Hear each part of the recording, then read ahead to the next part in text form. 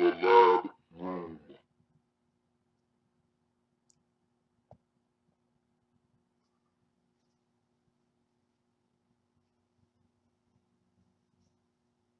Who else could it be but me, your man, Louie T? Welcome. You are in the lab room. I, of course, am your host, Lou. Thank you for joining me. Week number 5 in the National Football League. New York Football Giants, G-Men, taking on the Atlanta Falcons. Falcons, I feel bad for the offense. I really do. Because every game they come in having to have the mindset, hey, we got to score 34 to win today. We don't score 34, we're not winning the game today.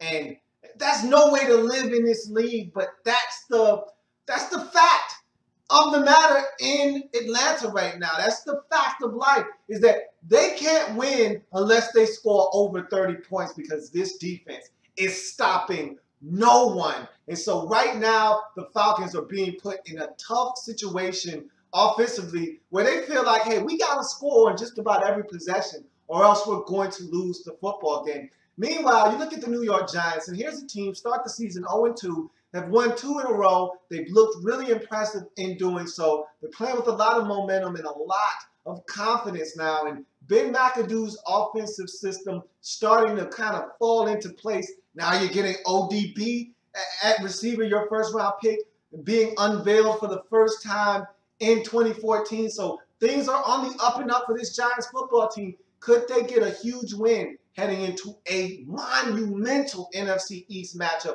versus the Philadelphia Eagles? Let's talk about it. Preston Parker, wide open on a 42-yard gain, sets up a third down Ruben Randall touchdown as the Giants strike first in this game at 7-0. That Preston Parker pass should have been a touchdown. He was so wide open. And this is what I'm talking about with this Falcons defense, where it's just too many defensive breakdowns. It's too easy. It's too often. And I don't know whose fault it was. I don't know if Preston Parker was being special and he fell down, or if Eli slightly threw it behind him, because he turned around and did one of those backpedal catches where he caught it and he fell backwards. I don't know if he could have adjusted to the football better and stayed on his feet. I don't know if Eli needed to make a better throw. Whatever the case may be, it's a reception nonetheless, but it should have been a touchdown. It should not have come down to third down and Ruben Randall having to make a nice catch and get into the end zone. It should have been an easy 60-some-odd yard touchdown. But nonetheless, it's 7-0. G-Men on top. Falcons respond with a 9-play, 80-yard touchdown march capped off by Steven Jackson. 10-yard touchdown run. Give me some, Steve.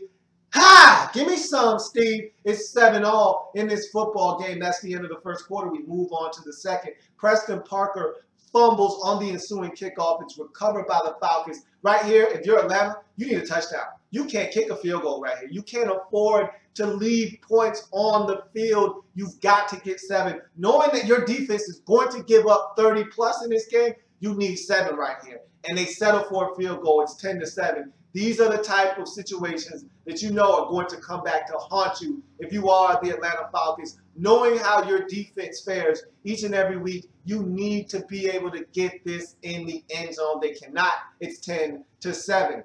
Giants knotted up with a 49-yard Josh Brown field goal. It's 10-all in this football game.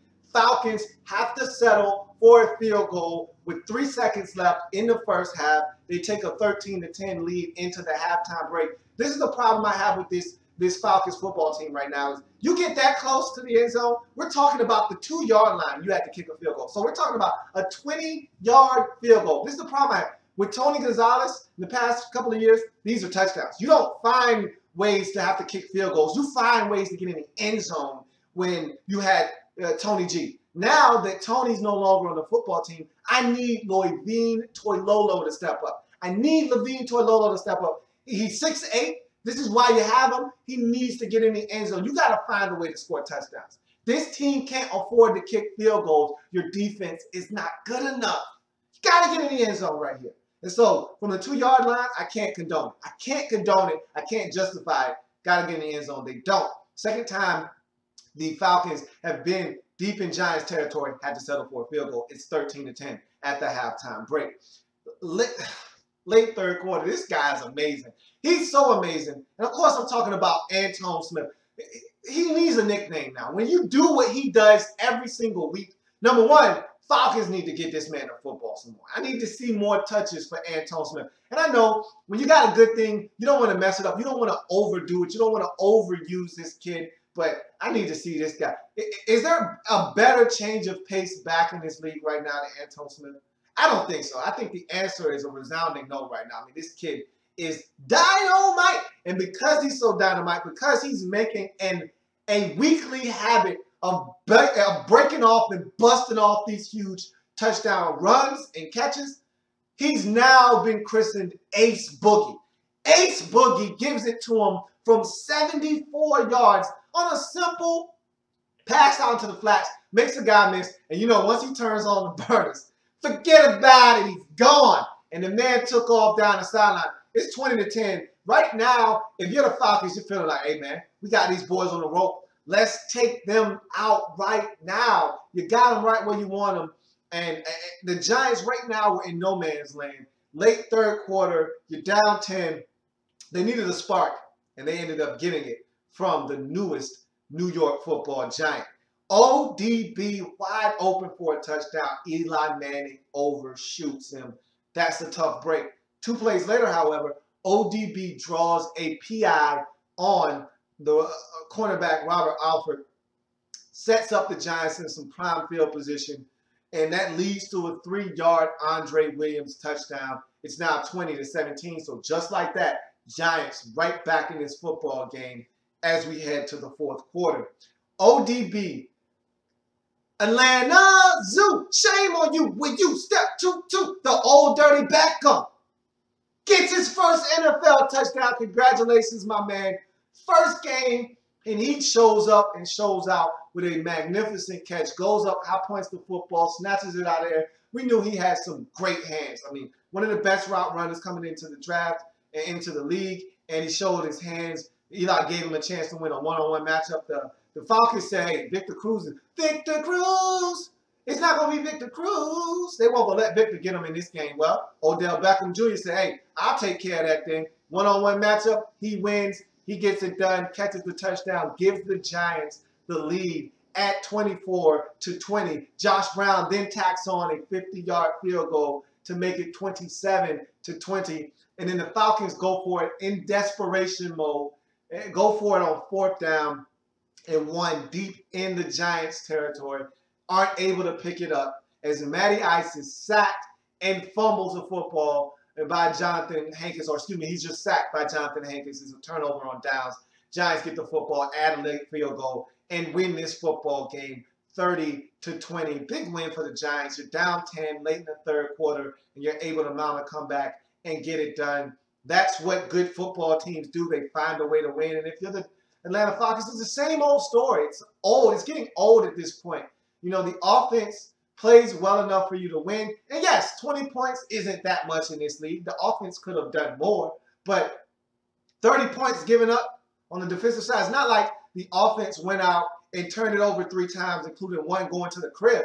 I mean, yes, special teams let you down. You only gave up, what? No, that wasn't your special teams. That was the Giants' special teams that gave up a field goal on a fumble. So your defense gave up 30 points. And that's the sad state of affairs that's in Atlanta right now, is that every week you got to go into the game thinking, I got to score 34. If I don't score 34, probably not going to win the game. And again, that's no way to live in this league. But that's what the situation is in Atlanta right now. And so that's just a tough break. It's a tough goal. But Giants get it done, however. Let's talk about the team that won. And that's the New York Football Giants. That's 3 in a row for this Giants team that's playing some red-hot football, hanging around in this very competitive NFC East. Now it's a huge matchup between them and the Eagles next week, with first-place implications on the line, because Eagles did get it done in their matchup on Sunday versus the Rams. They're 4-1. Now this Giants team going into the game with 3 consecutive wins at 3-2 could easily overtake this Eagles team with a victory. So that's going to be one to keep your eye on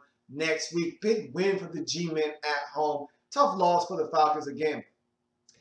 It's a shame that this Falcons defense is so bad, because you look at the landscape of the NFC South, and that division is there for the taking, man. Whoever wants it can have it. And because your defense isn't any good, you can't seize this opportunity to take back the throne in the NFC South.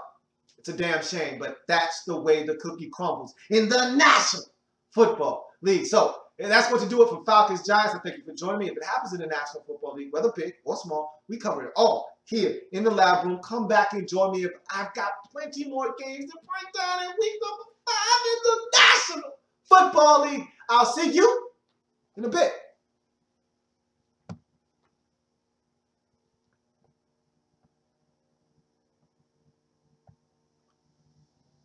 Like content? Want more? Sub up.